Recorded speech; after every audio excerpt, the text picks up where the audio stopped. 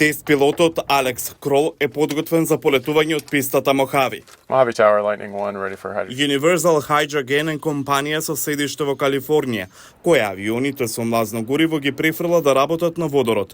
Председателот на компанијата Марк Казин вели дека тоа ќе ги намали емисиите на јаглерод во воздухот, бидејќи водородот произведува само топлина и вода. And that water just comes out through an exhaust here. Водата само излегува преку издувните гасови зад авионот како водена пареја, така што оставаме трага од вода зад себе наместо трага од јаглерод и нитроксиосид и се друго што излегува од задниот дел на гасната турбина. Наместо да согорува водород во гасната турбина како млазното гориво, оваа технологија за да го движи електричниот мотор работи на начин што водородот се согорува со воздух во келиите каде било горивото. Отстранувањето на седиштата за да се направи простор за водородните келии го намалува бројот на патници, а електричниот погон е потежок од заменетата гасна турбина.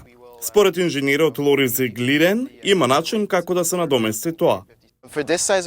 За оваа големина на авиони, мислиме дека овој начин е подобар бидејќи погонската група на водородни горивни келии е околу 2 пати поефикасна. Тоа значи дека можеме да патуваме двојно повеќе за иста количина на водород. Летот е многу потивок. Без турбина, единствениот шум доаѓа од перките.